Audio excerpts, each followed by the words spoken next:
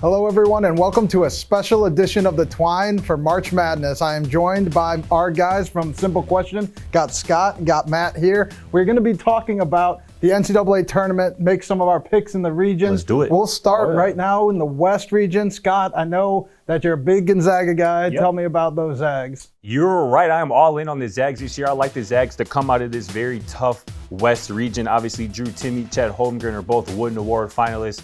They Gonzaga goes as those two go. But this is really a complete package. They can score, they can rebound, they can defend. If Gonzaga doesn't come out of here, I really like Duke as well. Obviously, Coach K's luck isn't going to be bad forever. Obviously, he had his last game in Cameron Indoor Stadium spoiled. He had his last game in the ACC tournament spoiled. But I like Duke, obviously led by Banchero, AJ Griffin. This is a deep team. Gonzaga, Duke look like the two best teams in this region, but I like Gonzaga to escape out of it. No, yeah, I definitely agree with you there. Gonzaga, #1 overall seed. Yep. They've been proving it all year. Really, they're one big trip up with St. Mary's and a little earlier in play. Which is a good team. Right. I mean, they're legit. They have, lottery picks. They got good coaching with Mark Few. 100%. Good stuff there. But, Matt, I know you're picking a little differently. Yeah, I'm going a little different, and I'm going with Texas Tech, the 3 seed out of this group, to kind of come out. First of all, I think that because of Duke's, I guess you could say bad luck, but their inability to step up in the big moments, I think Texas Tech is set up to take advantage of that. They have elite defense. They have height. They got guys like Bryson Williams and Terrence Shannon Jr. who are playing really well, and if Shannon Jr. can get that shot going, I like him. And then a little bit of history. The last time Texas Tech was a 3 seed and in the same bracket as the #1 seeded Gonzaga, they beat the Bulldogs in the Elite Eight to make it to the Final Four, and then they eventually made it to the national championship before losing to Virginia. So there's a little bit of precedent there, and I just like how Texas Tech has finished the season. No, definitely. And defense wins championships, as the saying goes. And Texas Tech, those Red Raiders, they know how to play defense. They're near the top of the charts nationally in defense, and maybe that'll throw Gonzaga off just enough because, they're potent offense, but, defense is... They're sending a message to Chris Beard saying, you shouldn't have left. You shouldn't have gone to Texas. You got to stay here. Yeah, exactly. And now let's go to the East, the other side of the bracket there. We got Baylor as the #1 overall seed. But, Scott, who do you got going?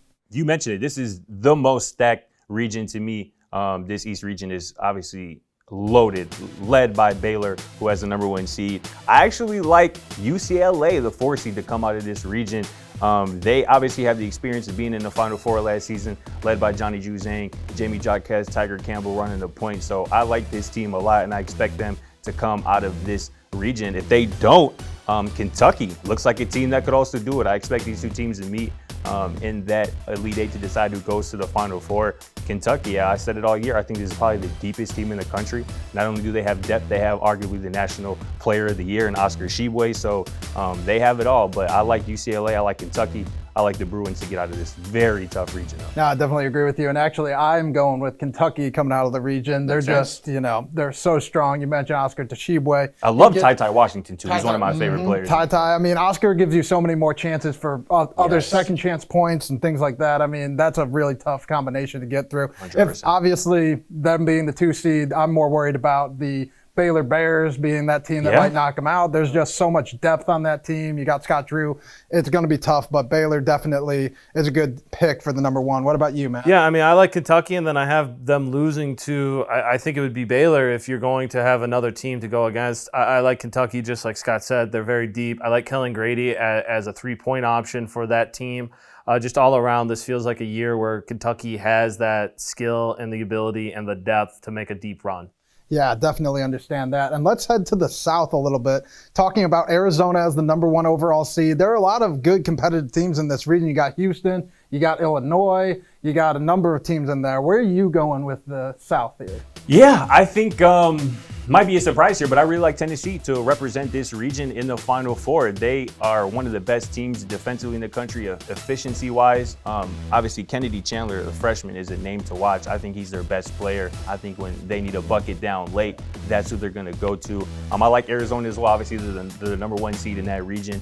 I haven't been too high on them during the regular season, but it's hard to ignore how consistent they've been throughout the year, including the Pac-12 tournament. So again, I really like Tennessee to escape out of here, but it wouldn't surprise me at all if Arizona holds true with that number 1 seed. Yeah, definitely. In Arizona, I mean, they beat my Illini pretty good earlier in the season, and ever since then I've been watching them closely, and they are well worth the number 1 seed. And you look at them, and they could beat anyone pretty much any day. Yeah. I like Tennessee. That's a good sleeper pick, but I'm going to go with Houston. That's another to go with Matt's defense wins champions. Houston, they just know how to shut people down. I hope they don't get through my Illini right there right away, but that easily could happen. That Illinois-Houston matchup, if seeds hold, will be it'll be huge. Yeah, and obviously with Illinois, Kofi Coburn could be a big defensive issue, but like I said, Arizona beat them pretty good. That's why I'm picking Arizona. But what about you, Matt? I mean, I'm going with Houston as well because I do like their defense, and I think that this is a great Houston team. And one thing that gets me really excited is they have the possibility of bringing back their star guard, Marcus Sasser, who's been out with injury,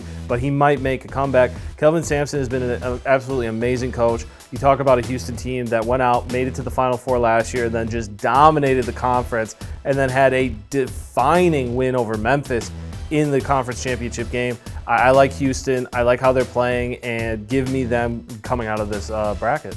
Yeah, definitely understand that. Like I said, defense does win championships. And going into the Midwest, obviously there's Wisconsin's in that region. You got the hot Iowa team out of the Big Ten. Yep. Who are you feeling out there? I like Kansas, and I like Kansas to escape out of this region and play in a national championship. They've been consistently good all year long, and I really like how they're playing as of late, capturing a Big 12 tournament title, which is one of the best conferences in college basketball. Obviously, Ajabi gets it done on both ends of the year. Another National Player of the Year candidate. Wilson, Braun, McCormick can all score it.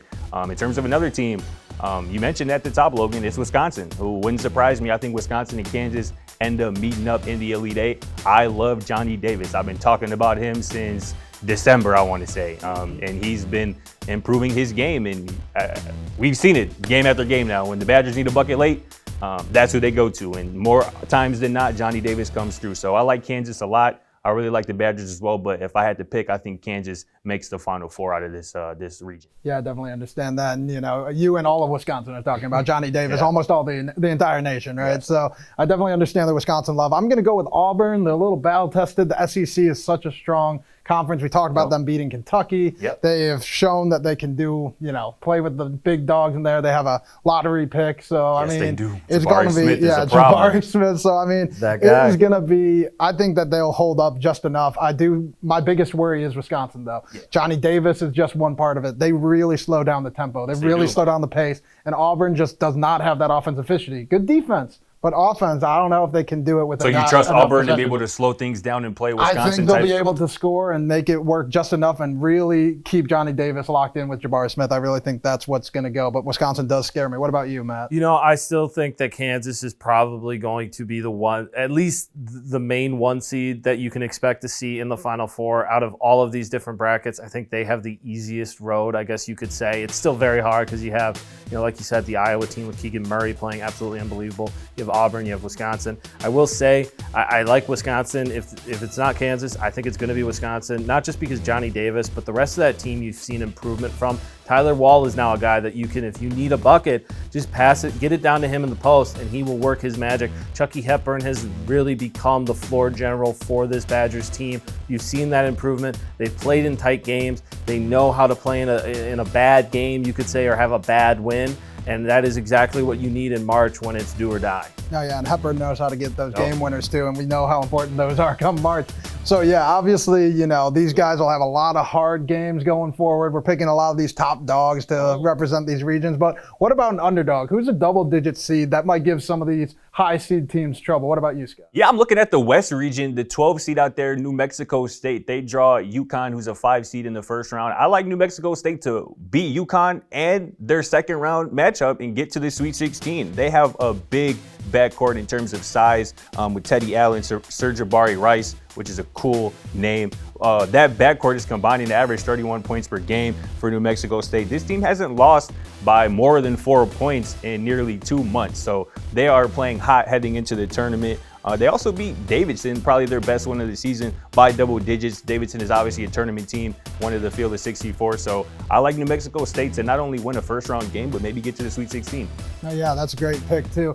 I'm going to go with the East. I'm going to go with the 11 seed, and that's going to be Virginia Tech. The Hokies really came off of that ACC tournament. They're really hot, 4 straight wins. They beat Notre Dame, who's in the field. They beat UNC, who's in the field. And then they obviously beat Duke in that championship to get their first ACC tournament championship. Right. So that's obviously huge. They're coming off of big wins. They're number 23 in the KenPom rankings, which, that puts them ahead of Wisconsin, Ohio State, puts them ahead of other tournament teams. So that's not bad at all. And then they are an 11 seed. We know that I think it's 9 of the past 11 Sweet 16s have had an 11 seed. Interesting. So that's kind of what I'm doing. History on its side, but also they're a champion, That's why I'm going with the Hokies. What about you, Matt? Yeah, I mean, the Hokies are a great choice, and they showed that they're not scared of the big moment. I'm going with South Dakota State. This is a team that has not lost in conference play this entire season. They went undefeated in the regular season, and then they won the Summit League championship. They got a guy in Doug Wilson who can just go get you points.